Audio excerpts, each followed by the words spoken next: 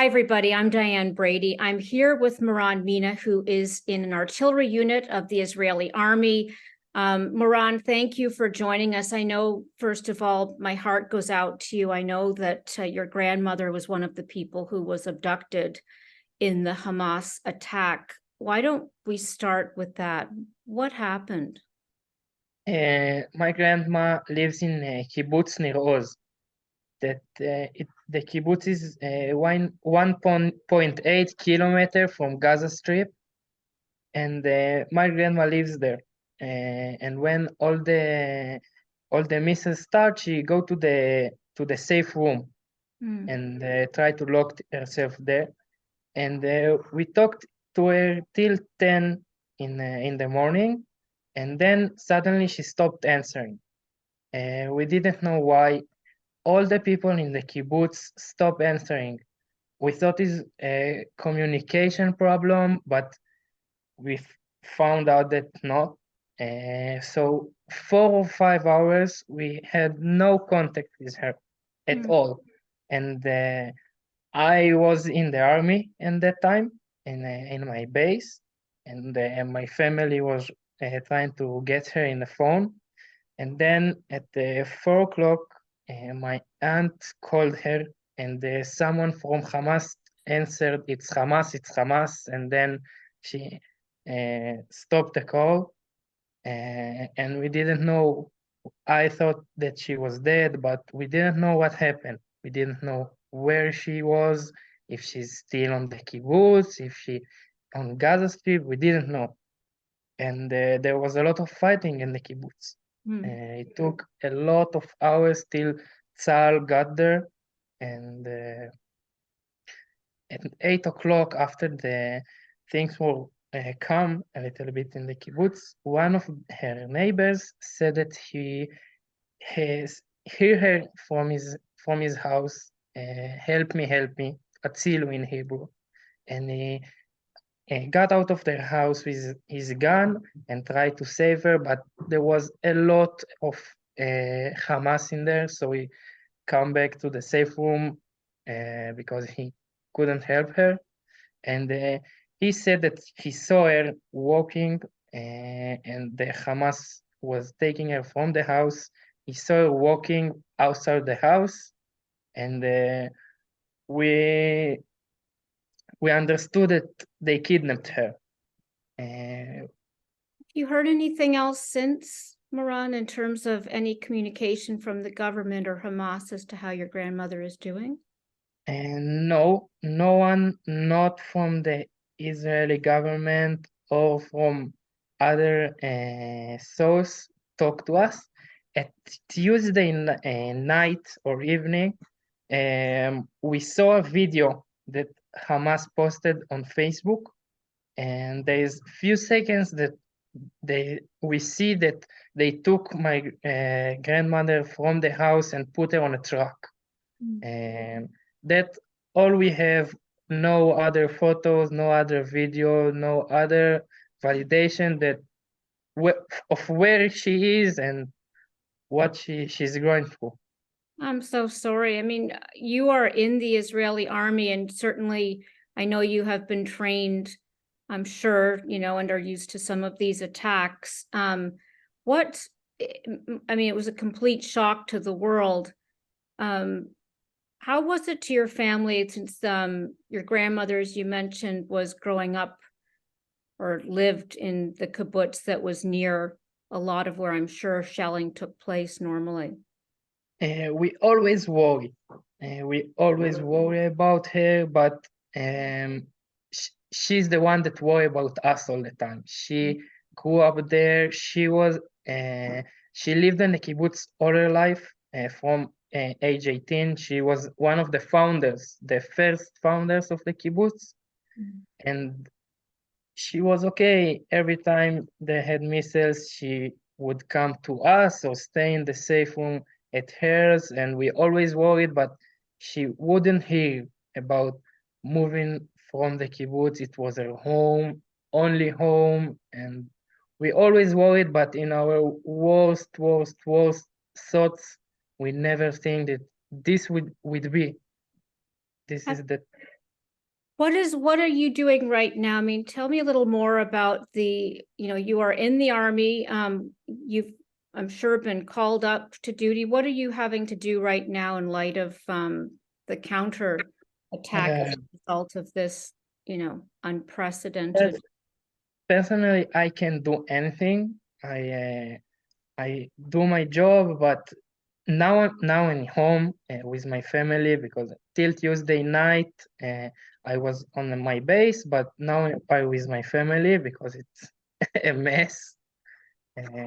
But I can't do anything because I don't know anything and no one's talk about to us. No one knows or no one tell us something. We try to talk with the Red Cross that will give humanitarian support. Mhm. All the old people, there's many old people, not just my grandma that is 84, and they all need their medications for all sort of health problems, and they are 5 days already without their medications, and no one talk to us. And that's what we try, not in the military, in home. That's our cause. So That's what we fight for. you've not been called back to the base to, I'm going back in a few days, but now I'm here because we also have fighting here at our home on our uh, mental health, and now I'm here, but I'm going back. tell us a little more about what people are hearing on the ground at this point, because we see a lot of headlines, of course. We've heard a lot from Prime Minister Netanyahu. What are you hearing in terms of how the war is going?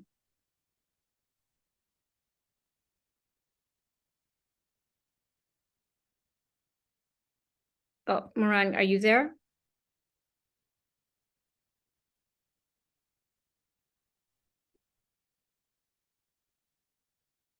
Oh, can you hear me okay? So Yes, no. let me start again, because I think that one we didn't get. So, Moran, we've obviously heard a lot in terms of what Prime Minister Netanyahu has said and many pundits, but tell me what you're hearing on the ground right now about how this is going. We don't hear anything. We don't know anything. We don't know where are they in Gaza Strip, and there's uh, air attacks all the time, and it my grandma could die. We don't know. They attacking a Gaza Strip all the time, and all the kidnapped persons are there. All the people are there. 200 people from Israel are there, at least, and they keep bombing from the air and say nothing to us, and we don't know what to do. Are you, I mean, obviously this was a huge shock and a surprise for people worldwide, but I'm not sure if you'd had an opportunity to engage, at all with people on the Gaza Strip. I want to separate out the terrorists that are Hamas and the people of the Gaza Strip in your work as with the Israeli army, or in terms of as an individual. Did you have much opportunity to engage with them? I know one person that my father says stuff. He's a nice person. From what I know him, he just want to live his life. He's an individual like me, but I don't know how it is in Gaza Strip. We saw all the pictures and all the videos that people in the streets and cheering and happy and light fireworks. It's horrible, horrible. And I sure that you have a grandma and everybody in the world have a grandma or a little kid, and if he was there, they would do anything to bring him back. What do you want Americans or an international audience to know at this point? I don't know if you've been following the coverage, but what do you think is the important message to be getting out? The important message is that Hamas is here and they are Hamas attacked us and kidnapped our families, all whole families and children and adults and grandmas, and we just want them to come back. We just want to live our life. We don't want to harm anybody. We just want to bring them back. What is the message that either, Prime Minister Netanyahu or other local politicians are giving to the people of Israel right now from where you sit? Are you confident in the response? I'm afraid from the response. I know that we won't harm innocent people for nothing. We have our targets, but I'm afraid because there's a lot of kidnapped people in there. The message are that we are strong and we can fight this and we can win, but at what cost? Because the kidnapped people, they can do nothing from there. They trust us and Netanyahu and the army to save them. But now we are bombing and we do nothing that I know of to get them back.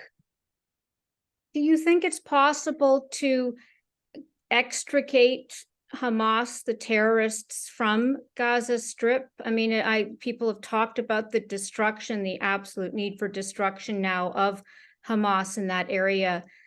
As you mentioned, your grandmother is there. There are many civilians there. Does that worry you? I mean, how possible do you think it is to get this done?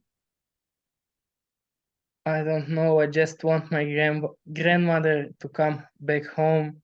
Hamas is everywhere in the strip, and I just want her to come home. And I just want to not have this fear from war all the time. She lives in the kibbutz, 2 kilometers from there, and I want her to live her life in calm, in peace. That's what everybody wants, to live their life in peace, not war. Of course. Is there a general sense as to how long this will take when you talk to your friends, your colleagues in the army and such? No one knows how long will it take. We live from day to day, from day to another. Today, our target is to calm all the south of our country, to lower the pressure, to protect us. This is the first stuff. And then we want to ensure that it won't happen again. Tell me about where you are right now. Where are we? I see you're with your family. Are you in the kibbutz or are you somewhere different? No. I live in Haifa. Yeah. It's far from the kibbutz. Right. We are not in a danger zone right now.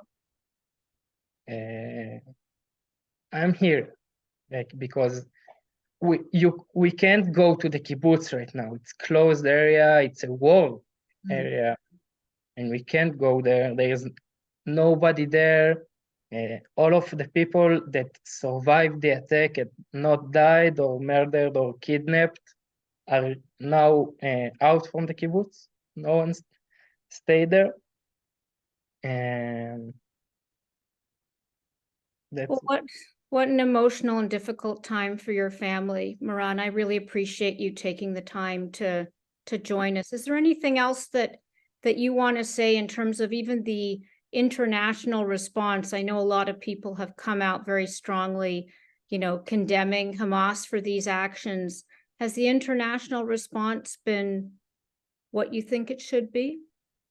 I think I want to ensure that everybody know what Hamas has done and who he was kidnapped, and I want to ensure that some humanitarian support and medications would go to the grandparents of a lot of people of Israel, and I want you to think about your grandparents and what you would do in this situation, and I want them to try to help us and contact everybody they know and try to help medication and humanitarian support to all the kidnapped people.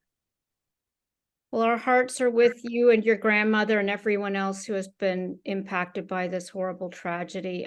Thank you so much for joining us, and I Thank you. hope that you get good news soon. Thank you very much. Thank you.